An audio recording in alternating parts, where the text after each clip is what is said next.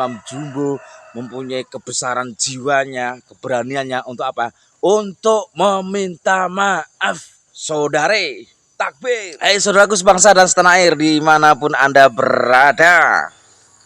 Mungkin orang-orang yang sudah terlanjur mengatakan Gus Fuad itu PKI, keturunan PKI akan terjungkel-jungkel saudaraku. Kenapa aku katakan terjungkel? Karena apa? Yang mengatakan Gus Fuad, memframing Gus Fuad PKI itu ya siapa lagi? Tokoh-tokoh mereka, termasuk Imam Jumbonya mereka. Ketika melihat video aslinya seperti ini, coba kita pikir mereka akan berbuat apa coba? Kita simak video asli Gus Fuad Leret. Assalamualaikum, salam Pancasila, merdeka. Alhamdulillah, salatu wassalamu ala rasulillah, terkait dengan video fitnah yang mengenai diri saya, yaitu di video yang beredar potongan pernyataan saya di situ seolah-olah saya menyatakan diri saya sebagai PKI, dan ini perlu saya klarifikasi atas permintaan berbagai pihak bahwa video itu adalah video hoax, video fitnah untuk menjatuhkan saya. Hanya orang bodoh yang percaya pada video itu. Saya turun-temurun adalah keturunan kiai, baik terutama dari Nahdlatul Ulama. Orang semua tahu saya itu Bani Rauf, Wonokromo. Orang itu tahu saya juga Bani Khalil, Wonokromo. Orang itu juga tahu saya itu Bani Noriman, Melani. Jadi mustahil saya itu terlibat dalam kegiatan PKI sepanjang hidup saya. Dan di zaman Orde Baru, saya ini adalah PNS dulu. Tidak mungkin di zaman Orde Baru orang bisa menjadi PNS kalau sedikit saja terindikasi PKI. Bahwa itu adalah potongan video saya ketika saya ngobrol dengan Kiai Imad dan beberapa teman yang saya menggunakan istilah PKI itu dipotong, dan video lengkapnya silahkan dicek di YouTube Gus Fuad Channel. Jadi dengan ini saya menyatakan, mengklarifikasi bahwa itu adalah hoax, itu adalah fitnah. Saya sedikit pun tidak pernah menjadi anggota Partai Komunis Indonesia. Saya juga bukan penganut itu. Dan juga teman-teman YouTuber juga sudah banyak yang menjelaskan hal ini. Bahkan saya juga berpikir bahwa pembuat dan penyebar video itu kalau memang saya diperintahkan oleh para kiai sepuh, akan saya laporkan, akan saya tuntut secara hukum.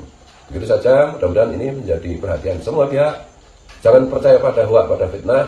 Jangan percaya pada PKI yang teriak PKI, karena yang PKI itu musuh Al-Munawar Al-Habib, Habib musuh Al-Munawar yang berontak di Madiun tahun 48, kemudian Habib DN Aidit yang berontak tahun 65, kemudian di Kalimantan ada Habib Sofyan dan Fahrul Barakbah yang ikut berontak PKI tahun 65. Jangan percaya pada PKI yang teriak PKI. Assalamualaikum, salam Pancasila, merdeka. Jadi ya levelnya seperti dibilang Kiai Imad itu kayak Idrus Romli itu. Taklid aja, baca kemudian udah itu kebenaran. Tidak ada kajian intertek, tidak ada. Iya. Verifikasi sumber. Iya, enggak gitu. Dan ini sudah terlalu lama memang kegelisahan seperti itu. Makanya benar kalau santri itu kalau baca kitab kuning menjadi cara berpikirnya aneh, itu saya rasakan juga. Saya rasakan. Gus bisa cerita tentang gimana dulu suruh jadi kiai nggak mau itu? Oh, jadi gini ya, Abu Yatim kan bilang, bapak saya itu kan orang Muhammadiyah. Iya. Dapat ibu saya, anaknya KNO, meskipun bapak sudah meninggal. Terus ibu saya ini kan sepupuan sama istrinya Abu Yatim. Iya.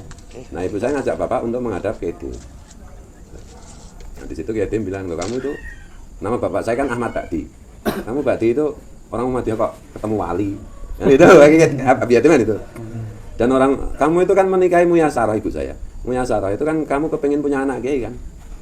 Orang Muhammadiyah kok pengen punya anak kiai. Kan itu tak? Tahu nggak istrimu itu sedang hamil? Oh nggak tahu Yatim. Iya istrimu itu hamil. Bapak saya kan batin, wah ini anak saya pasti laki-laki. Tapi itu yang di perut istrimu itu, di perut Muyasarah itu perempuan. Dan bapak saya kan kecewa. Ya insya Allah nanti anakmu yang kedua laki-laki. Dan anakmu laki-laki cuma satu itu.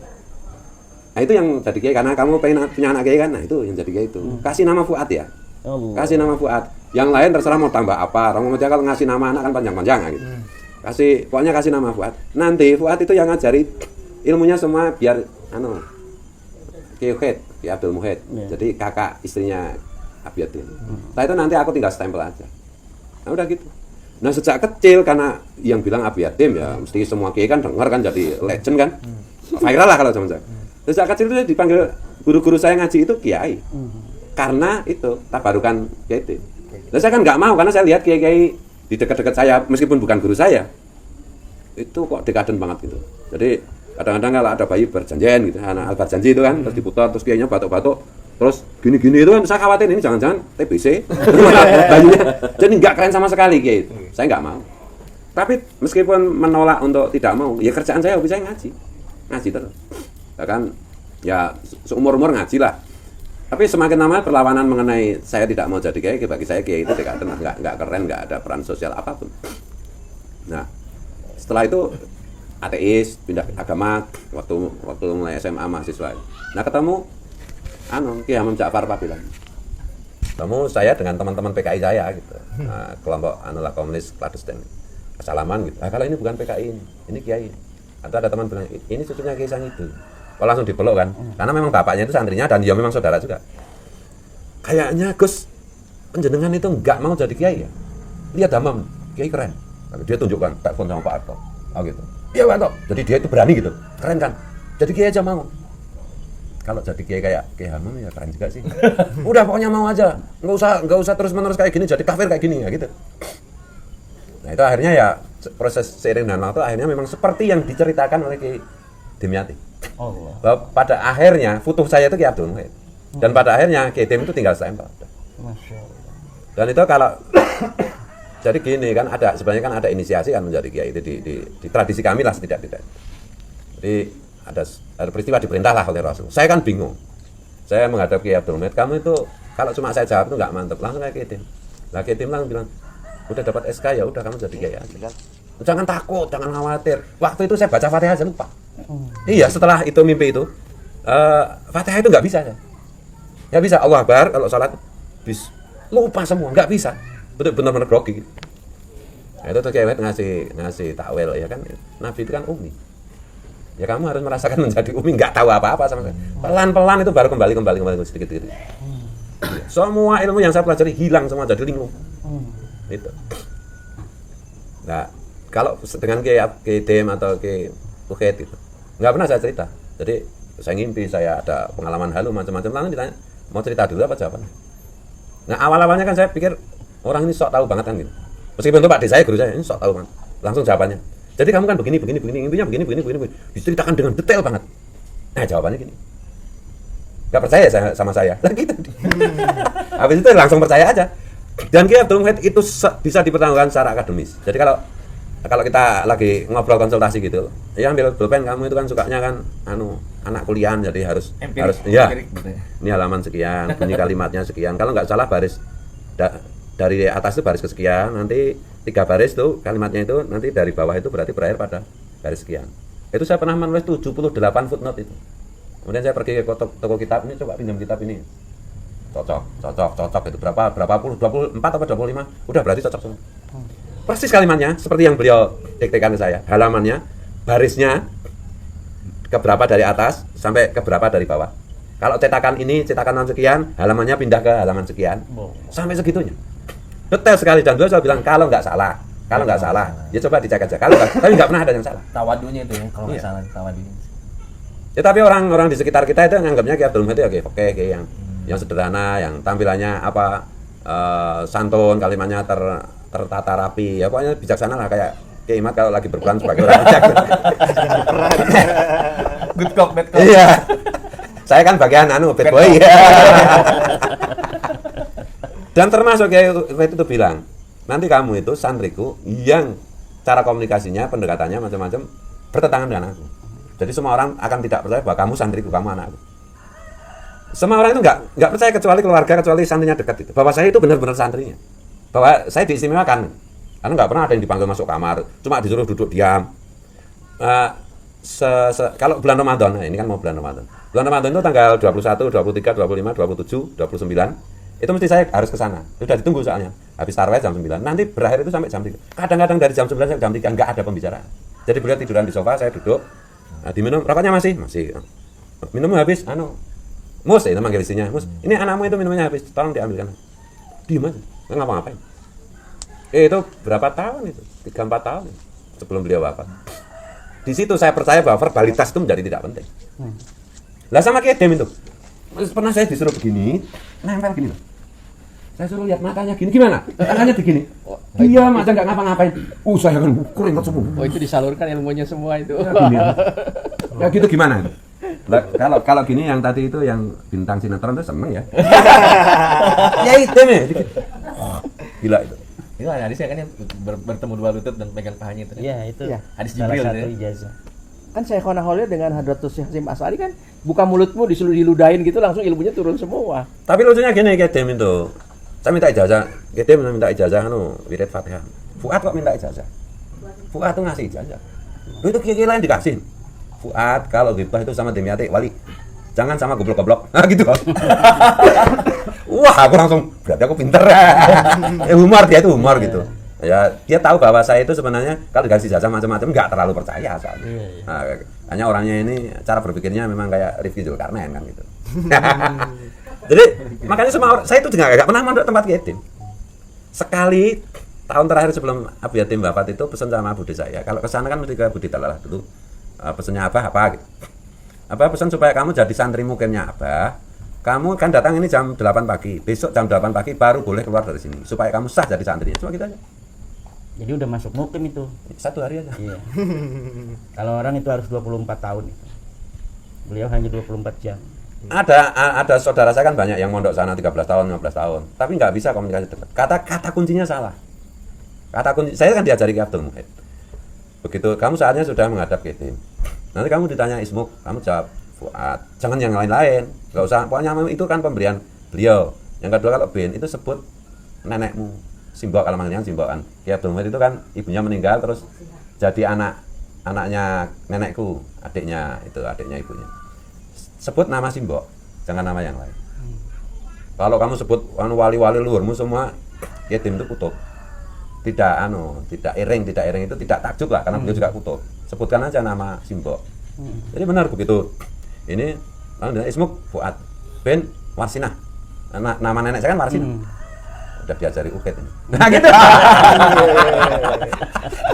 Udah turun ilmunya. Udah setting. Nah, pertemuan saya dengan Abu Yatim itu sebelum saya menjadi santrinya Kiai Ubaid, jadi saya masih agak PKI lah.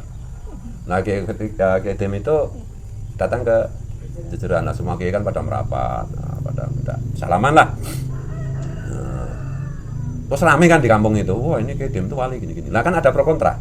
Yang Muhammadiyah kan nggak percaya dengan wali-walian. Ya saya kan wartawan, pasti saya. Kalau kamu gimana? Ya kalau aku ya tak lihat dulu apa wali beneran apa enggak. Gitu. Ya dilihat, jangan menyimpulkan. Terus saya ikut antri, jadi antriannya itu panjang salaman ini sampai luar sana. Antri gitu. Orang pada wudu, terus antri hanya salaman aja. Wah itu ribuan orang mengular. Saya lihat itu dari jauh, dari sana kan gelap. Kalau wali beneran ini pasti bisa bahasa batin. Assalamualaikum kayak Dimyati. Dari jauh gitu ya. Nah, itu langsung. Waalaikumsalam. Masya. Wah, saya pikir paling ada orang ngucapin salam dekatnya terus dia jawab kebetulan barengan sama saya. Kosmik. Ya kan itu. Saya ulang lagi assalamualaikum kayak gitu. Gitu. Sampai 3 kali, saya gemeter toh. Tiba-tiba saya itu ikut antri wudu. Ikut antri wudu dengan gemeter itu kan. Udah otak saya udah hilang itu. Akal saya udah hilang ya. Ikut antri wudu, waduh ini mau ngular. Nah, ada sekretarisnya Kiai Ubaid itu siapa? Kiai Kumet itu. Loh, Mas, kan manggil saya Mas. Mas Pat, kok kesini maksudnya? Kamu itu kan orang liberal, ngapain ikut-ikutan? Iya, saya kepengen salaman. Ya udah sini, jadi nggak ikut antri dikit. Tapi itu salaman. Apa jenis? Apa ini? Salam batin itu kalau mendengar wajib menjawab. Beliau langsung bilang gitu. Begitu salam batin itu kalau mendengar wajib dijawab. Terus ini Kiai Ubaid di sini. Ini Fuad Kedem. Lah iya, Fuad ini nggak percaya kalau aku wali. Dia tadi di sana ngucapin salam 3 kali. Udah dididik head nah gitu. Oh, saya udah hilang itu semua udah masuk alam dimensi lain. Hancur semuanya. Iya. Beruntung lah. Nah, Idealisme. menurut Kang Fajar dimensi lain itu gimana? Ini jadi host beliau itu kan. Pernah mengalami sebuah pengalaman spiritual dimensi lain dalam hidup ini? Saya pernah, jadi bapak saya kan sutradara dan Umbara namanya. Waktu itu saya kelas 2 SD. Nah, saya tuh dari keluarga saya Umbara Brothers tuh yang tidur di kamar sama bapak ibu saya itu saya. Jadi ibu saya tuh saya tidur di kamar, dikeluarin bapak ibu saya tuh saya doang gitu kan. Bahkan adik-adik saya itu tidurnya nggak di kamar gitu. Nah, bapak saya cerita dari jam 12 di jam setengah 12 cerita tentang horor, katanya mau bikin film horor katanya. Tapi kok horornya saya dengerin tuh nggak serem gitu, tentang orang-orang kerdil, tentang siluman, peri gitu. Pas kan kayak Lord of the Ring kayak gitu. Ini di mana seremnya, di mana horornya saya pikir gitu kan. Itu tiba-tiba tuh di jendela kamar saya ini, saya nggak tidur posisinya. Itu kepala anjing tuh besar. Siluetnya karena kan ada horden kan. Nah, tiba-tiba tuh bangun bapak saya gini, bangun. Nah di sini bunyi nih, tapi saya nggak takut. Ibu saya langsung keluar, itu suara anjing jadi banyak. Padahal dari sini, dari jendela ini ke pekarangan belakang tuh ada pintu dan ada pagar. Berarti ini anjing ini parkur dari situ kan. Dan itu nggak normal, kepalanya tuh segini gede sejendela. Terus bunyi suara anjing tuh banyak tuh di Tanjung Barat tuh daerah Habib, nggak ada anjing. Nah itu suara anjing tuh makin banyak berbagai spesies. Ada bulldog, ada herder segala macam. Itu ngepung. Padahal posisi rumah saya tuh nggak muter, tapi suaranya bisa muter gitu. Bapak saya duduk. Ibu saya keluar tuh ke jalanan, bapak saya tuh nggak ngarang. Kalau saya anjing beneran kan, masa istrinya keluar dibiarin gitu kan. Nah akhirnya bapak saya kursi sama saya gitu, baca ayat kursi. Jadi hancurkan gitu kan. Ibu saya keluar tuh, bawa garam doang keluar. Wah sampai ke jalanan. Lama-lama suara anjingnya habis. Yang terakhir suara anjing kecil. Terus bapak saya ngomong gini doang nih. Tuh, hilang kan? Dari situ saya mikir berarti bapak ibu saya ini nggak halu. Karena bapak ibu saya sering cerita bahwa sering diserang horor gini, hantu gini. Saya sama adik saya sama Anggi sama Bonti itu mikir, ini bener nggak sih? Nah di situ saya mulai bener bapak ibu saya berarti kan. Dari kecil tuh hidup saya tuh kayak di negeri dongeng. Misalnya ibu saya nih buka lemari, tak tahu ada ular black mamba. Gitu. Dan anehnya tuh ibu saya tuh ngambil palanya, centeng, jebret gitu. Padahal bukan pamang ular gitu. Aneh-aneh lah itu hidup saya tuh aneh-aneh. Ya kurang lebih begitu. Sekarang ini banyak berhalu-halu. Enggak, aku tuh baru sadar kalau dipancing kayak Iman itu tadi. Korban. ini biar dapat konten loh. Konten halu nih hari ini ya. Apa mesti mau bahala ya? Kimat dong bicara sekarang. Ada seorang kuncen. Seorang kuncen ini punya ponakan. Kuncen itu apa? Kuncen itu penunggu makam Oh, keramat. tukang ya. Juru kunci kalau Juru di sini. kunci. Kuncen ini juru kunci makam keramat. Jadi dia punya ponakan. Banyak orang itu yang ziarah di situ. Banyak pula lah orang yang memberikan derma, sedekah di kotak itu. Dari situlah dia dan ponakannya ini mendapatkan kehidupan. Suatu ketika dia pergi ke Jakarta. Si pamannya ini tinggal ponakannya. Nah ketika itu setelah beberapa waktu dia balik. Dia kaget. Setelah balik makam keramatnya ada 2. Belah sini ada tuh ya yang ditinggalin. Ada lagi satu lagi belah sana. Ponakan, ini makam siapa? Ini makam keramat buat saya hidup. Ini kan buat paman, biar paman nggak keganggu. Terus dilihatlah ke sana. Banyak juga ya yang ziarah di sini. Sebenarnya ini makam siapa? Kemarin itu waktu ngasih anak kuda, mati kudanya. Kemudian kudanya saya kubur di sini dan saya merekin Wali Anu gitu. Akhirnya banyak yang ziarah paman. Oh gitu. Dia seperti bingung itu. Kenapa paman? Yaitu makam yang keramat yang tua itu induk daripada kuda yang saya beri. Kembalinya kena asap lagi. Sama kuburan palsu. Saya pernah dengar dokter ini apa? Dokter ahli DNA gitu bilang, diceritakan. Dia bilang, kenapa Prabu Siliwangi gitu kan? Hayam Wuruk, raja-raja inilah Nusantara tuh kok dikremasi atau moksa gitu kan. Ternyata dia tuh waskito. Apa warus sedurungnya pinara gitu kan. Bahwa dia udah bakar aja saya bakar. Nanti di suatu akan datang suatu zaman orang yang suka mengklaim makam daripada makam bisa diakuin orang nanti.